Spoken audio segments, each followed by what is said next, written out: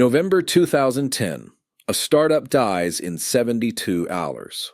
$545 million gone. But here's what nobody tells you. Amazon didn't just buy diapers.com. They threatened to burn $200 million in a single month just to kill it first. And the craziest part? You paid for it every time you clicked buy now. You think Amazon became a $1 trillion empire by making your life easier? That's exactly what they want you to believe. I'm about to show you the real playbook. How a Princeton valedictorian built the perfect trap. How they weaponized your loyalty into a business model. And why Amazon is simultaneously the best and worst thing that ever happened to capitalism. By the end, you'll understand why you're not the victim here. You're the accomplice.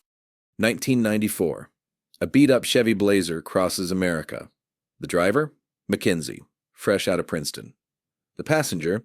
Her husband Jeff, typing furiously, but he's not checking email. He's writing a business plan. 20 pages calculating shipping costs, identifying book distributors, and figuring out how to compete with Barnes & Noble. Not with a better store, with infinite shelf space online. This isn't just any guy.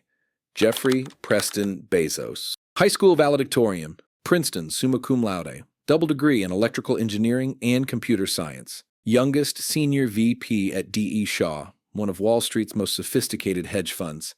6-figure salary. He's throwing it all away for books. They met at that hedge fund. He interviewed her. They got engaged 3 months later. When he said he wanted to quit Wall Street for an online bookstore, she didn't hesitate. His boss told him, "It sounds like a great idea for someone who doesn't already have a good job." But Bezos saw a number that changed everything. Internet growth at 2,300% per year. Not a trend, a tidal wave. The early days were chaos. Bezos made desks out of doors bolted to 2x4s. Every dollar saved went back into growth. They rang a bell for every sale until the bell literally never stopped. He almost named it Relentless, because that's exactly what he planned to be. Relentless expansion, relentless competition. He bought the domain. Type relentless.com right now. It still redirects to Amazon, but his friends said it sounded too aggressive. So he grabbed the dictionary. He wanted something starting with A because websites were listed alphabetically. He found Amazon, the largest river in the world. As Bezos said, it doesn't just beat other rivers, it blows them all away. He wanted to build the largest store in the world. The name was perfect. But here's what nobody understood yet.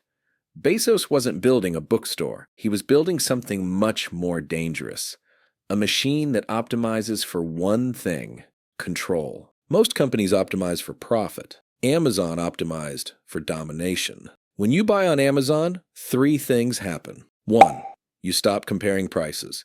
Your brain assumes Amazon's cheapest, even when it's not. 2. You trust reviews. Even though Amazon manipulates ratings and mixes counterfeits with real products and warehouses. They call it virtual tracking. You order from a trusted seller, but Amazon throws all inventory into the same bin and ships whatever's closest. Could be fake. 3.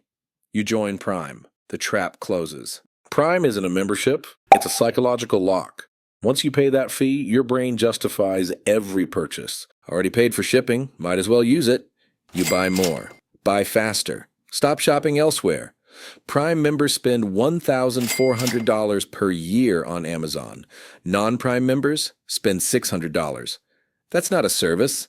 That's addiction by design. When Prime launched in 2005, Wall Street called it suicide. Free 2-day shipping? They'll go bankrupt. But Bezos understood. Prime isn't about shipping. It's about ownership. And here's the genius move. While Amazon bled money on retail, something else was printing cash in the background. Amazon Web Services. AWS started in 2006.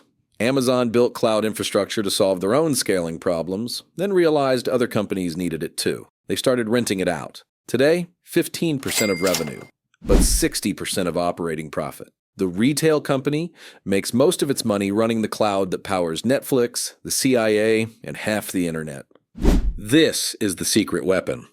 While Amazon loses money crushing retail competitors, AWS generates billions to fund the war. It's not a business model, It's a subsidy machine for conquest. 2009.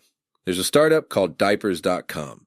Two guys from New Jersey who built something beautiful. Great prices, fast shipping, customers loved them. New moms were recommending it in parking lots. Amazon sent a VP with a message. We're getting into diapers. You should sell to us. The founders said no. They wanted to keep building. Weeks later, Amazon dropped diaper prices 30%. The diapers.com team ran a test, changed their prices randomly throughout the day. Amazon's bots adjusted in real time. They were being hunted by an algorithm. Then it got worse. Internal emails later released by Congress showed Amazon was willing to lose $100 million in 3 months on diapers alone. Not to sell diapers, to kill diapers.com. Think about that level of ruthlessness. $100 million intentionally burned to destroy a competitor who dared to say no. Walmart offered $650 million. Amazon offered $545 million. Then Bezos' team called, sell to Walmart, and we drop diaper prices to zero. Thermonuclear. The founders caved. Sold to Amazon for the lower price out of pure fear. In 2017, Amazon shut diapers.com down, claimed it wasn't profitable. But profitability was never the point. The point was migrating those loyal customers onto Amazon, eliminating a dangerous competitor, and sending a message to every startup. Don't even try. Behind that smiling arrow, warehouses with injury rates twice the industry average. Workers peeing in bottles because bathroom breaks are tracked by algorithms. A 2024 Senate probe found Amazon manipulated safety data, reclassifying serious injuries as minor ones to look safer. Data breaches. 2018, employees sold customer data for bribes, $80 to $2,000 per deal. Emails, phone numbers, purchase histories. Amazon fired them, never told customers.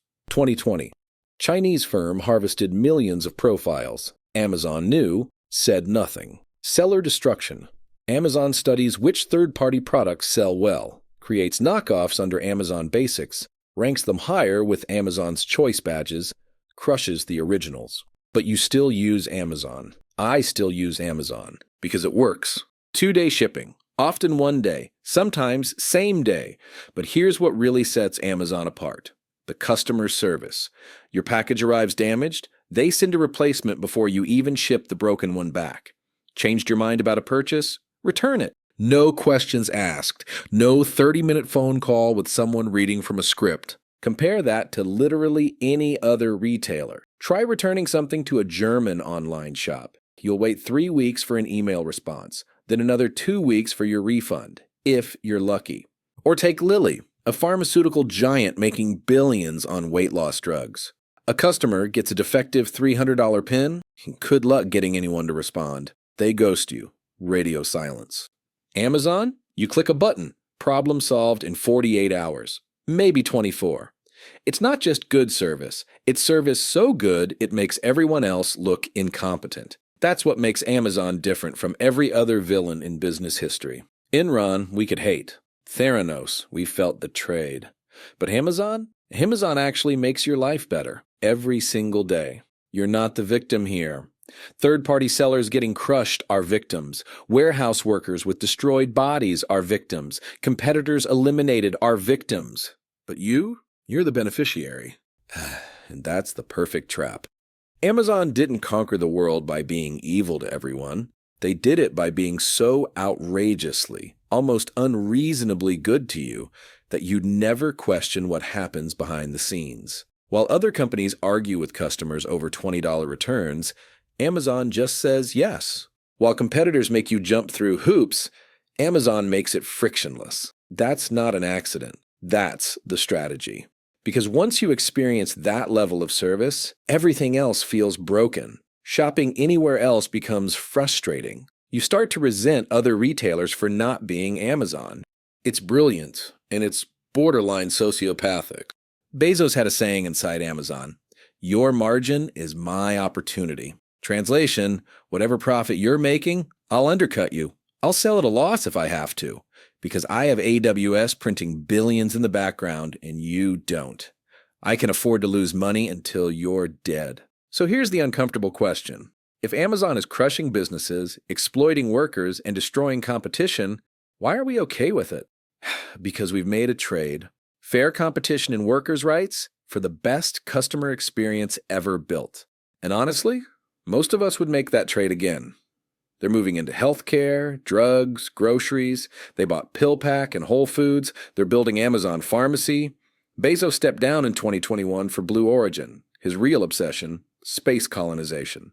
But the machine he built in that Chevy Blazer is still running, still swallowing. The valedictorian who dreamed of colonizing space realized, conquer Earth first. The real trap isn't that Amazon became too powerful. It's that we handed them the keys willingly. Because the cage is so damn comfortable. You don't need bars when you've built paradise. Welcome to the Amazon trap. And you're already inside.